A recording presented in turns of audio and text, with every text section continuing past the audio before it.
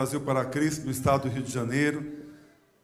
Vamos ouvir a palavra do Senhor nessa manhã, com muita alegria. Vamos receber o servo de Deus, aplaudindo o Rei dos Reis, com muita alegria, em nome de Jesus.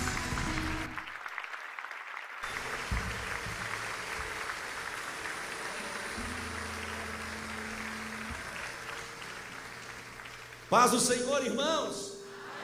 Só o povo lavado e remido no sangue do Cordeiro, levanta a mão, diga glória a Deus. Cadê o sol? Dá o sol para mim. Jeová Shalom, Jeová Rafa, Jireh, Jeová Nissi. Entendeu?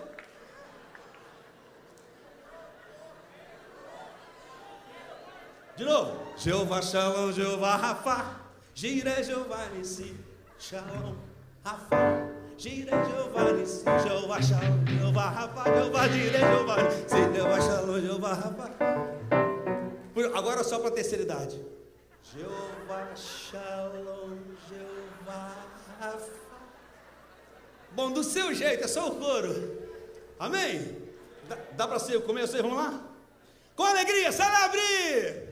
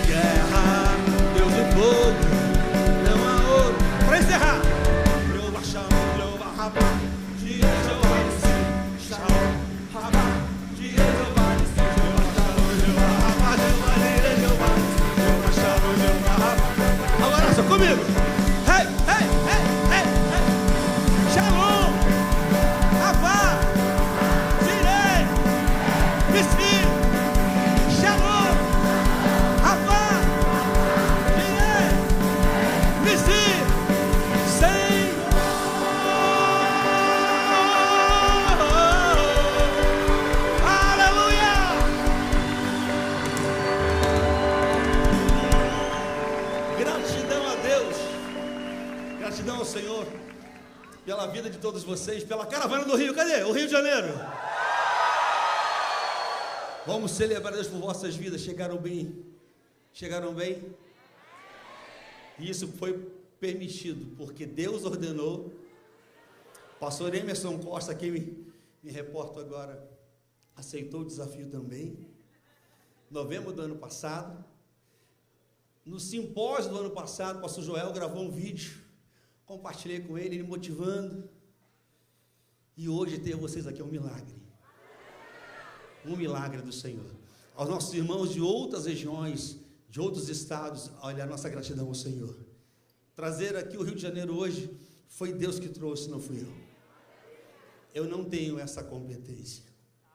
Eu não consigo persuadir as pessoas. E nem vou fazer isso. Mas o meu Deus usa pessoas como eu e como você para mudar a história.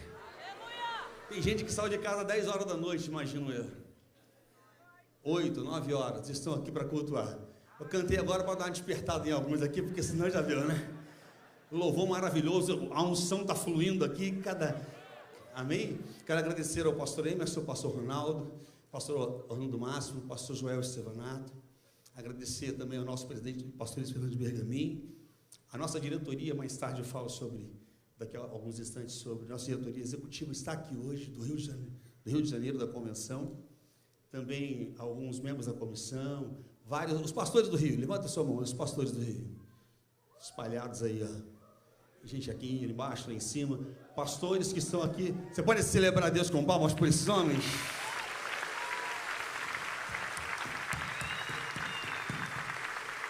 Glória a Jesus.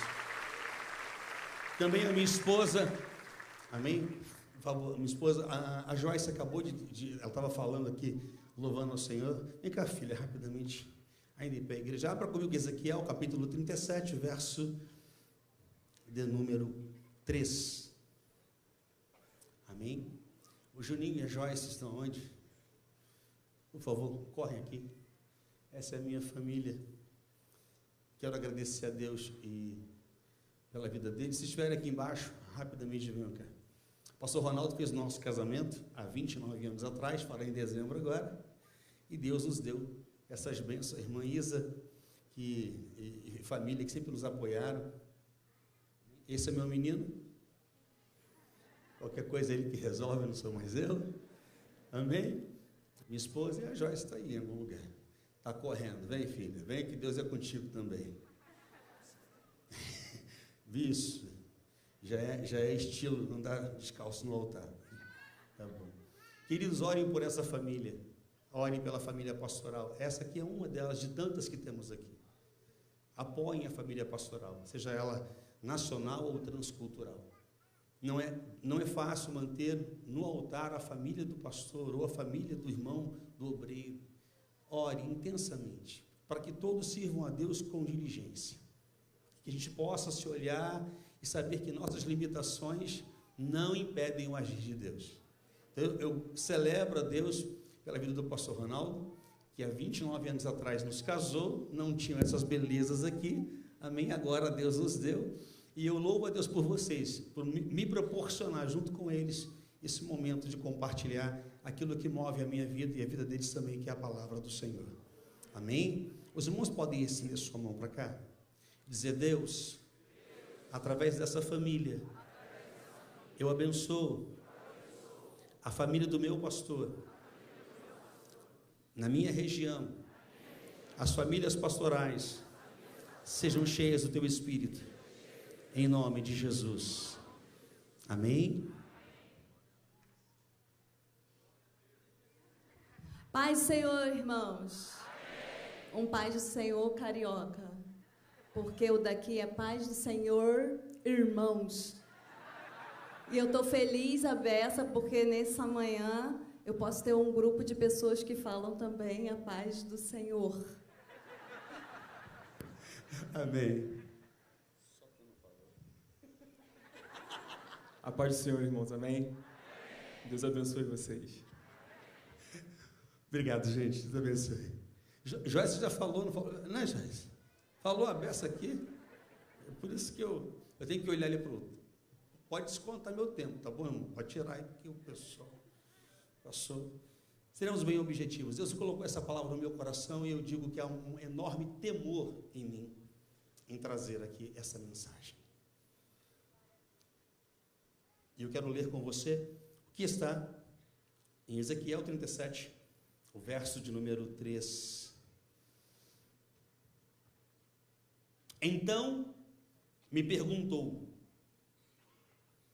filho do homem, será que estes ossos podem reviver?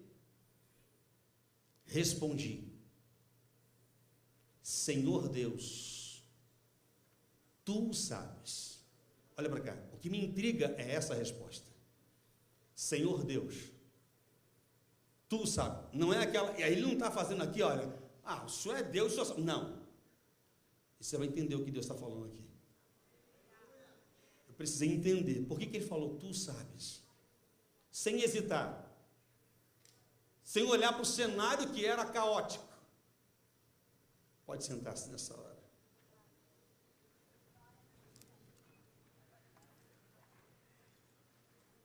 Perceba com propriedade. No início,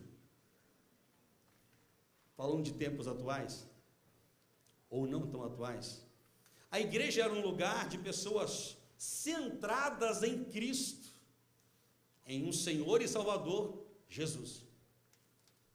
Depois a igreja chegou à Grécia e tornou-se mais uma filosofia.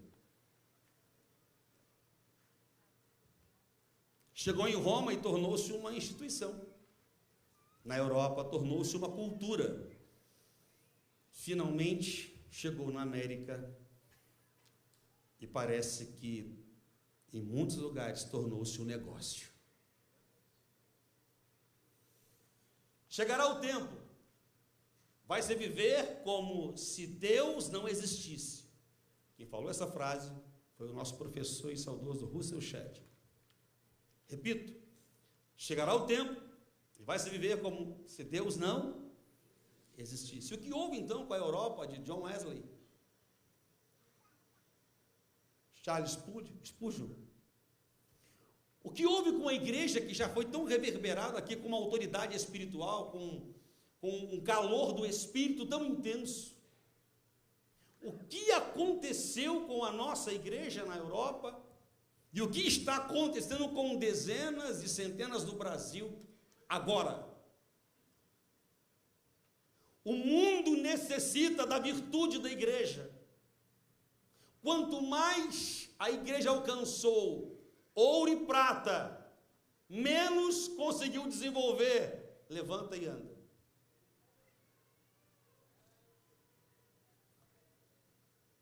Perceba o que está acontecendo.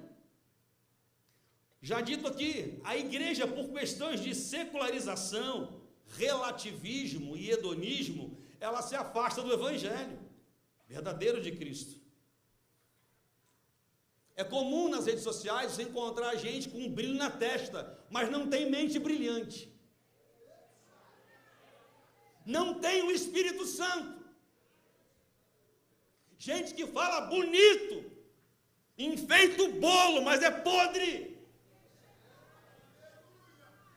É esse tipo de comportamento que estamos vendo alguns púlpitos virarem picadeiros, palcos de show.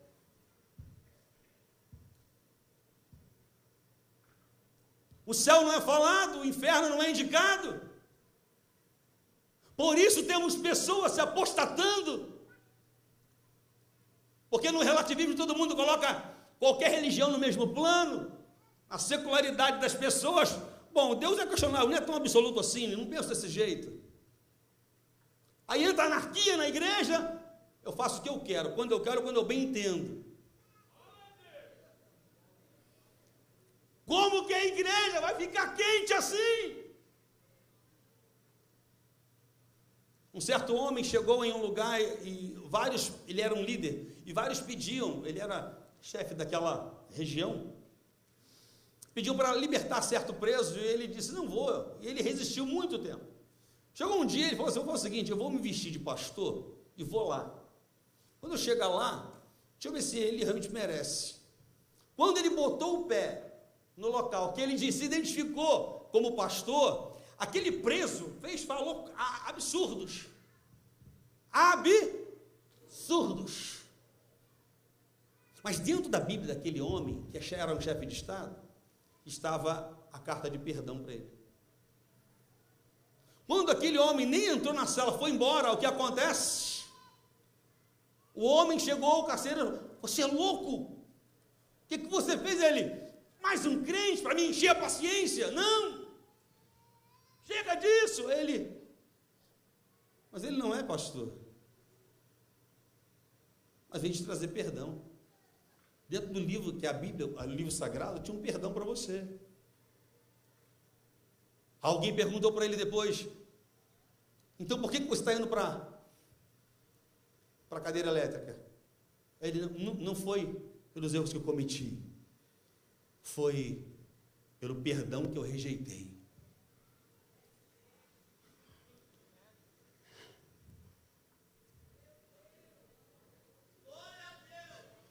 a igreja está rejeitando o perdão de Deus. Não haverá Calvário outra vez. Não existirá Jesus morrendo na cruz de novo. Não, já aconteceu. Já aconteceu.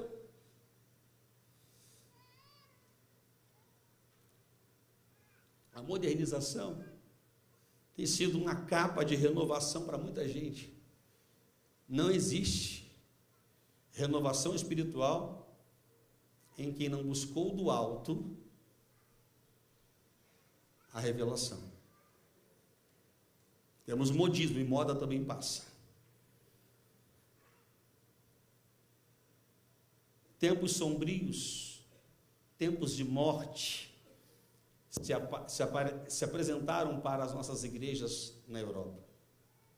E agora, quando eu falo de tempos sombrios, eu vejo Deus querendo levantar alguém, mudar cenários. O Deus que muda cenários. O Deus que muda cenários vai te pegar hoje. Vai pegar a tua vida hoje. Você crê nisso? Você crê nisso? O Deus que muda cenários vai pegar a tua vida hoje. Você está pronto para ter fôlego vendo o seu sonho frustrado? Você está pronto para ter um pai que é sacerdote, onde o seu nome, Buzi, significa sem favor algum ou abandonado por Deus? E você de uma linhagem sacerdotal, eu estou falando de Ezequiel. Você já sabe que o seu futuro está traçado no contexto do povo de Israel. E agora você, como sacerdote, Buzi coloca o nome de Ezequiel, que é abençoado. Deus é a favor dele. Ezequiel estuda, Ezequiel chega aos 25 anos, se forma. Mais 5 anos ele vai executar o sacerdócio, muito estudo, muito trabalho. Só que tem uma coisa, não foi isso que Deus tinha para ele. Ele vai ter que ter fôlego para se reinventar. O fôlego dele não foi quando ele fez 25 anos e se cumpriu. Ele tinha toda a característica que lá em Levítico vai dizer quantas coisas o homem precisava ter, precisava ser, conquistar para chegar a um sacerdote. Por que Corá, Datã e Abirão morreram, a terra os engoliu? Não é de qualquer jeito que se serve em sacerdócio, não. Não! Tem critério. E para ser cheio do Espírito tem critério. Para fazer soprar tem critério. Soprar, qualquer um sopra. Agora fazer osso se movimentar. O que o osso, aquele que vai movimentar os ossos, ele já está aqui. Ele só quer levantar você. Ele quer uma ferramenta nessa manhã, início de tarde.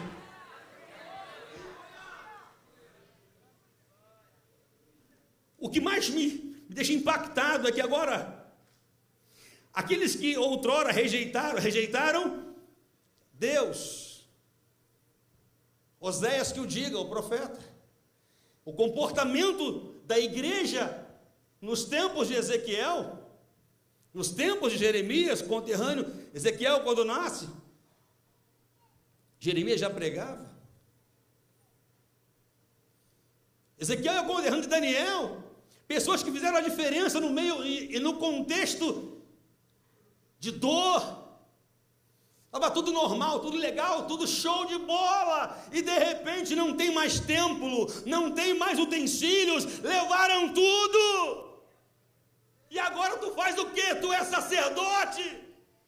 Na hora de tomar posse da taça, não tem mais taça, não tem mais templo, não tem mais nada. É como se você visse um babilônico falar: qual é a tua função? Ele: eu sou sacerdote. Não, para a gente não tem função nenhuma, então vai amassar barro. Vai parar lá em Quebar, as margens do rio Quebar, amassando barro. Eu fico imaginando qual é o fôlego, pastor Joel, que Ezequiel teve que ter. Como digerir isso, Deus? Eu sei que tua casa não está fazendo o que o Senhor quer, mas agora não tem mais nada.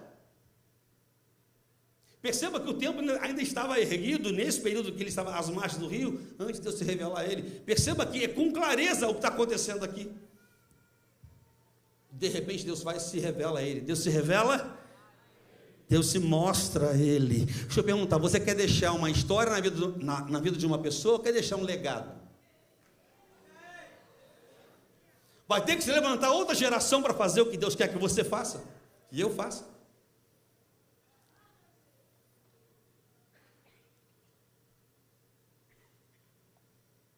Que o fôlego de Deus vai soprar, é certo. Agora, quem é que vai profetizar? Quem é que vai profetizar?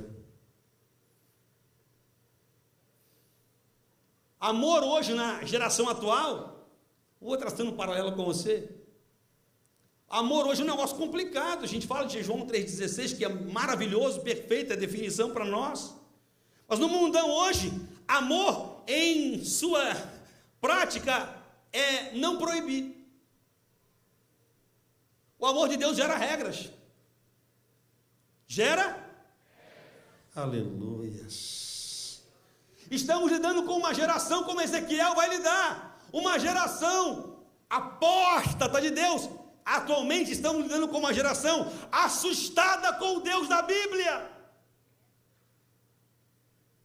Assustada com um Deus poderoso, mas cheio de amor, misericordioso, cheio de compaixão, mas justo. Os céus esperam aqueles que, quando ele teve fome, deram a ele de comer, quando ele teve sede, deram a ele de beber, quando ele não tinha roupa, deram de vestir, quando ele fora estrangeiro, lhe ampararam. A esse tem uma frase reservada e ficaram à direita: vinde benditos de meu Pai, possuí por herança o reino que vos tenho preparado. Você vai para a direita ou não vai? Mas para quem não fez nada disso, apartai de mim, malditos, foi para a esquerda.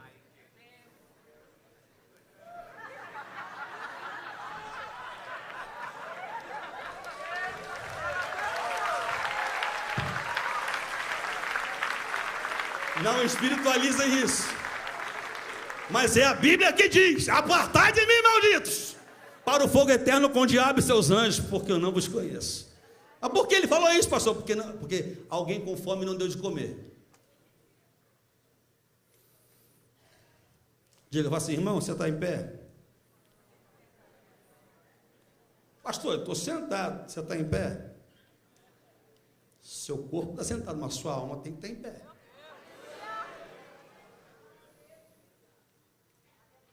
Cuidado com o hino nacional brasileiro quando fala deitado eternamente em berços. Tu já não é criança faz tempo. Acorda aí.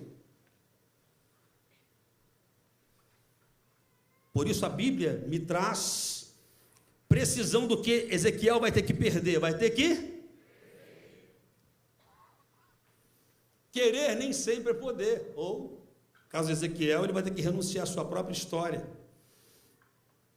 Sua própria história. Bom, por isso lá no capítulo 1, você vai encontrar no 30º ano,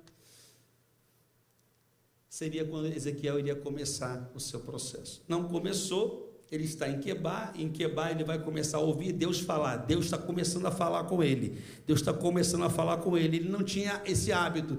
Deus está começando a falar E eu quero lembrar a você uma coisa muito importante. Deus está tirando de Ezequiel o que é ser sacerdote e está colocando nele o que é ser profeta. Sacerdote escuta o povo e vai lá e fala com Deus. Profeta escuta Deus e fala com o povo. Deus está mudando a essência. Deus está mudando os projetos pessoais, já definidos, faculdade pronta, era só entrar. Não, Deus está mudando Ezequiel, ele está amassando barro, mas os céus se abrem, ele está amassando barro, mas os céus se abrem. Eu não sei onde Deus vai abrir os céus para você. Uma coisa eu sei, não será nada fácil. Para os céus se abrir, tem que ter um sacrifício, tem que ter um empenho, tem que ter dedicação, tem que ter entrega, tem que ter vontade.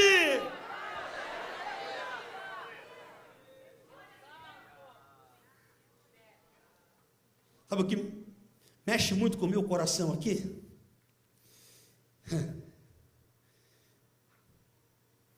Deus fala com Ezequiel em vários enigmas, em vários, não dá para citar todos aqui, mas eu quero lembrar você, que Deus está, um deles é fazer com que ele compreendesse, quebrar uma parede, fazer um buraco, sai correndo, tira a tua mobília, claro, tudo muito estranho. O outro come o rolo, escrito por um lado e pelo outro. Engole! E quando ele mastiga é como mel.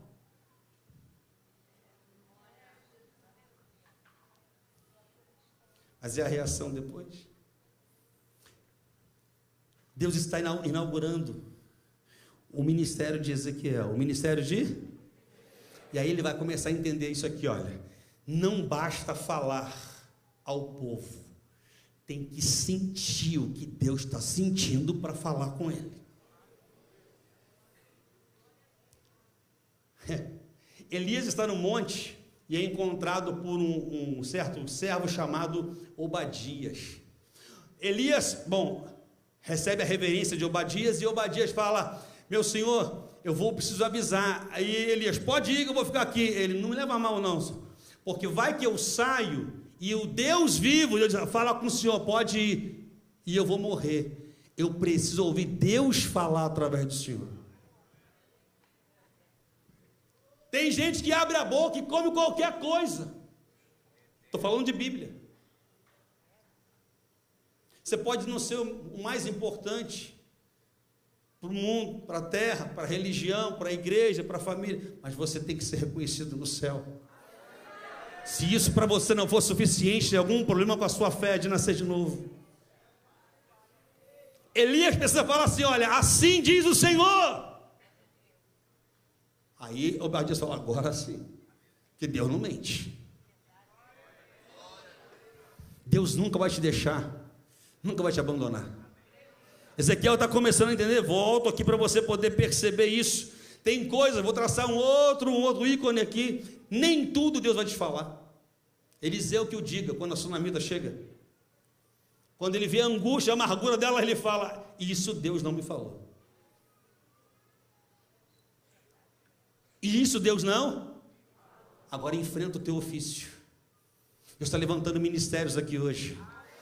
Deus está levantando um profeta Ezequiel aqui do Rio, de São Paulo, do Acre e de vários estados. Deus está levantando gente para ajudar uma igreja que outrora se esvaziou, agora ela precisa retomar, ser cheia do Espírito. A Europa está precisando da gente, o Brasil precisa da gente.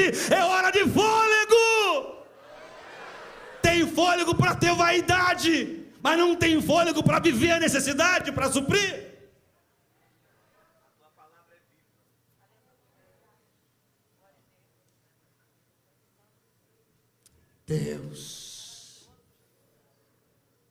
Deus está aqui nesse ambiente, irmãos. Diga para o teu irmão: ninguém é suficiente sozinho. Pergunta: você acredita nisso? Aleluia. No capítulo 24 de Ezequiel, isso aqui mexe demais comigo. Capítulo 24.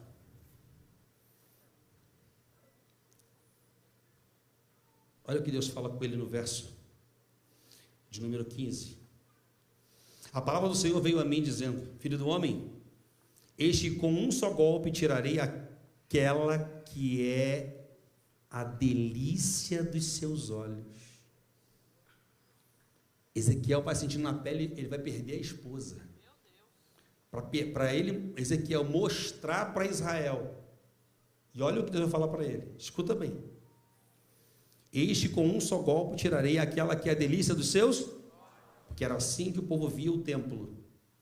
Você não deve lamentar, não deve nem chorar, nem derramar lágrimas. Sofra em silêncio. Não faça lamentação pelos mortos. Prenda o seu turbante, ponha as sandálias nos pés. Não cubra o bigode, não coma o pão que lhe mandarem. Falei, olha o que diz Ezequiel. Falei ao povo pela manhã, e à tarde a minha mulher morreu.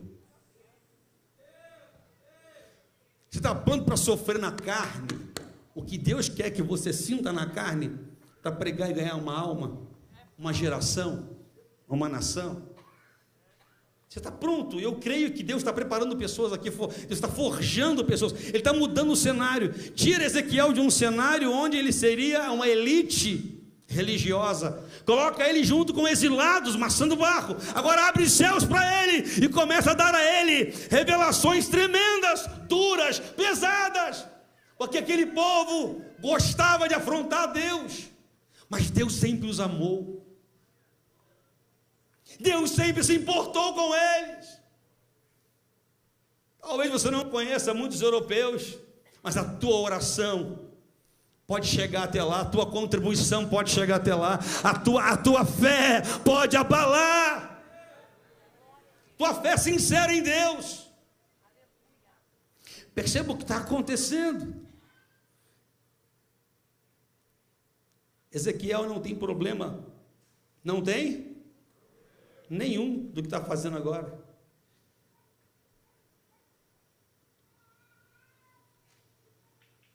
Parece contraditório, mas não é.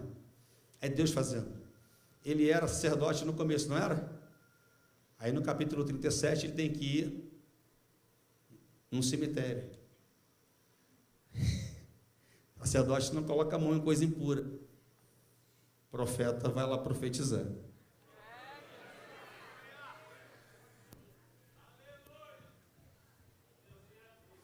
Deus não te quer um parasita na sua igreja, na sua casa. Deus te quer cheio do Espírito, vivendo o melhor que Ele te proporcionar. Não é o que o outro diz que interessa, é o que Deus te revelou que importa.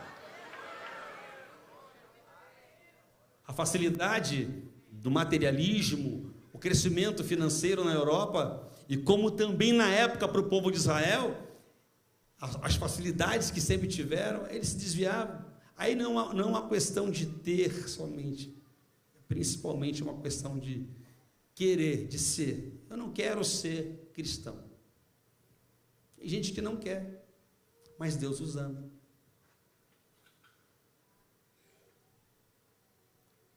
O que Deus pode fazer nesse momento é pegar um homem que foi forjado, moldado, apertado, trabalhado, sofrido. Ele sabia que a pergunta do Altíssimo não era uma pergunta qualquer.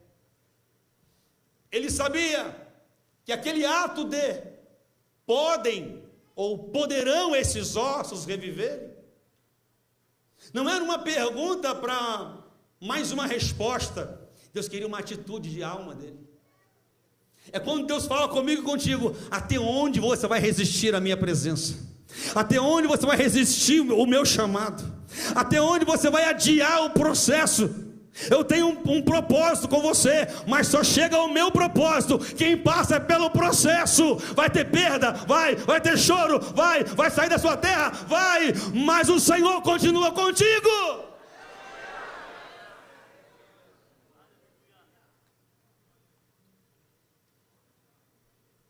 Esse é o mesmo Deus de ontem, de agora, e será eternamente. Ezequiel agora, literalmente, ele fala: Deus, tu sabes.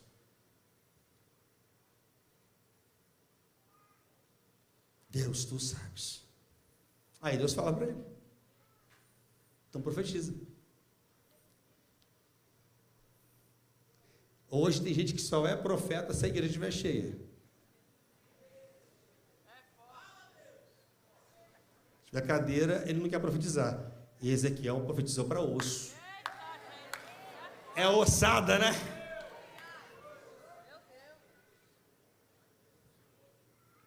Tem gente que só quer ibope. Deus quer caráter.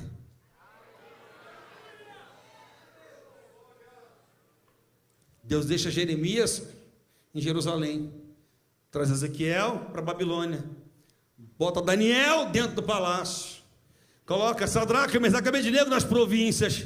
Deus está revolucionando a terra. É o que a Missão Desafio está começando a fazer. Já vem trabalhando há longos anos, desde a sua existência. Está marcando território. Está marcando território. Porque o mover é dele. Só faltam os profetas. Porque a visão foi dada, a autorização foi dada, a graça foi derramada. O poder de Deus sobre o seu povo, sobre as nações.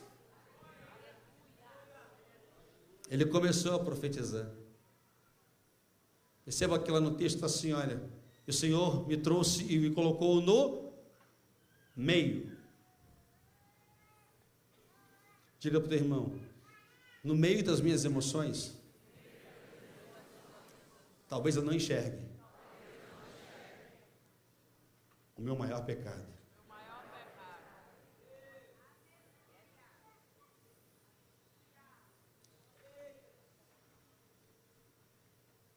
Agora você pode completar. Mas quando é Deus que me coloca no meio do caos e me desafia, se tudo que eu estou vendo de terrível tem jeito, qual será a minha resposta?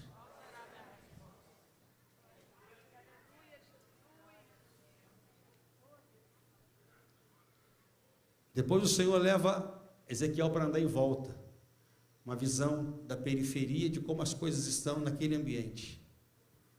Tem irmãos que estão contigo, tem irmãos que estão à distância. Ele tem a visão de Deus, dado por Deus, agora profetiza. Enquanto ele está falando, ele está... Então Deus precisa de profeta para falar, profeta para anunciar. Arauto de Deus é para dizer exatamente o que Deus está dizendo. E Deus tem um monte de arauto aqui hoje. Em casa, a galera que está aí, Deus é maravilhoso. Quando ele começa a profetizar, e eu quero, nesse instante, te chamar para ficar em pé em nome de Jesus. Enquanto ele está profetizando, ele está o quê? Começa a acontecer um barulho. Não é o barulho da cadeira arrastando, não. É um barulho que começa a acontecer, ele está profetizando. E enquanto nada se mexia, ele estava profetizando. Porque ele falou: Deus, tu sabe. Bom, Deus sabe, então ele fala, profetiza. Para o inanimado, para o sequíssimo, profetiza. Profetiza para aquilo que te afronta, que te confronta, que te ameaça. Profetizar a favor de tudo a teu favor é mole. Profetiza contra Israel, caso de Jonas, contra Nínive, contra o pecado.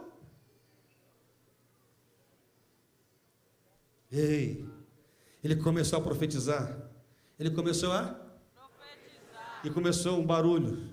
Aleluia, Deus. O barulho é de ossos que estavam em lugares perdidos, espalhados, ossos sem GPS do organismo, do esqueleto humano, ossos que agora estão se mexendo e vão se encontrar. Deus te trouxe aqui para te fazer se encontrar com a vontade dele na tua história, com a revelação dele na tua vida. Os ossos estão se encontrando. Tem um povo na Europa precisando, tem um povo nos confins da terra necessitando, e também em nossa nação. Você pode ser um osso que achou o seu irmão.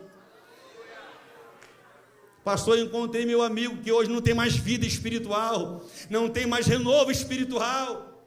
Encontrei meu amigo que agora ele está vazio, ele está com fome de Deus, mas ele também não quer comer. Ele é um osso seco.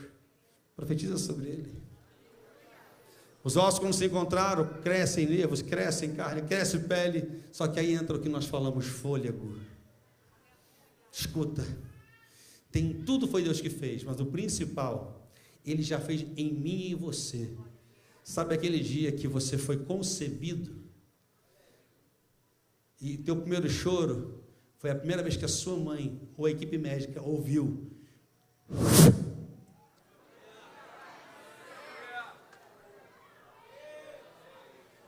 O meu e o seu DNA tem o... Faz assim comigo. Fala, tá pegando a visão. Fala, tô pegando a visão. Tô pegando a visão.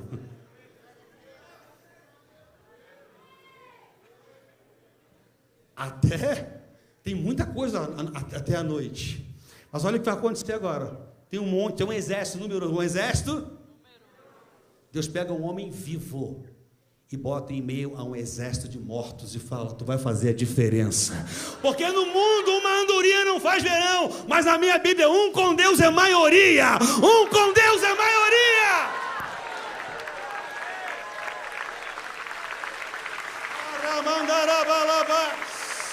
Você é maioria na tua terra. Você é maioria nesse simpósio. Pela fé, pela bondade, pela gratidão do Senhor.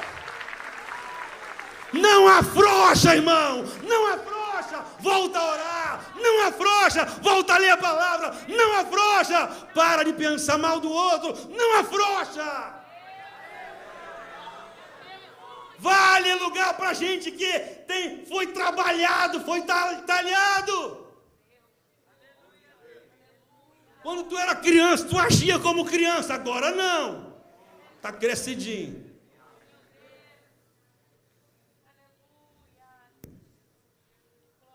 Quando os ossos se encontraram, o corpo montado, Deus soprou vento sobre eles. Vento.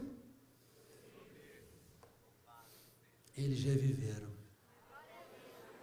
Eu fico imaginando o profeta olhando. Eu sei que o Senhor ia fazer. E é lindo mas ele tem marcas. Ele tem marcas. Na mente, nas emoções. Ele teve perda, amargou perda, mas teve fôlego para continuar.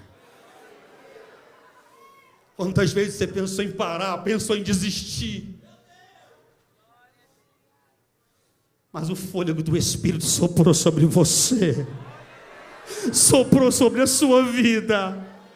Em nome do Senhor, feche seus olhos. As áreas mais secas da sua história. Eu comecei a dirigir a mesma igreja que estou com 16 anos de idade, para fortalecer a fé dos jovens que estão aqui. Estou com 51 anos de idade, louvo a Deus por isso. Na mesma igreja, anunciando o mesmo evangelho de Jesus. Eu quero falar para você que não é fácil, é maravilhoso. Fácil não. Enfrentamos vários vales, você já enfrentou os seus vales, eu enfrentei os meus, mas o mesmo Deus tem te dado graça. Se é para ser curado, haja cura nessa manhã, de tarde. Se é para ser batizado com e no Espírito Santo, então seja batizado, mas deixa Deus soprar sobre você. Deixa Deus soprar sobre você. Deixa Deus soprar. Receba esse fôlego de Deus, esse renovo de Deus. Levante as mãos aos céus. Obrigado, meu Pai, por essa preciosa manhã. Gratidão, meu Deus, porque há um avivamento, ó Senhor, esperado sim por alguns, já vivenciado por outros. Desperta, ó Deus, o Brasil. Desperta, ó Deus, aqui nesse simpósio, a nossa obra que tem se levantado como mão ajudadora, mão amiga. Oh, meu Pai, graça, unção, renovo, a Tua presença. Pai, que o Teu favor, assim como foi com Ezequiel, seja com essa mão levantada, com essa mente, com esse coração, Deus, desse homem, essa mulher, esse jovem, essa jovem, sejam cheios da Tua presença, cheio do Teu poder. Levante bem alto e diga: Deus, muito obrigado, porque do meu lado eu tinha um osso, agora eu tenho um corpo e nós temos vida. Obrigado, Jesus. Que as palmas louvem ao Senhor Deus. Adore o Senhor. Você pode bater com força. Você pode abraçar essa pessoa aí agora. Eu te abençoo em nome de Jesus. E que o Senhor dê graça. E no dia 9, Deus está mudando o teu cenário. Deus está mudando o teu cenário. Amém.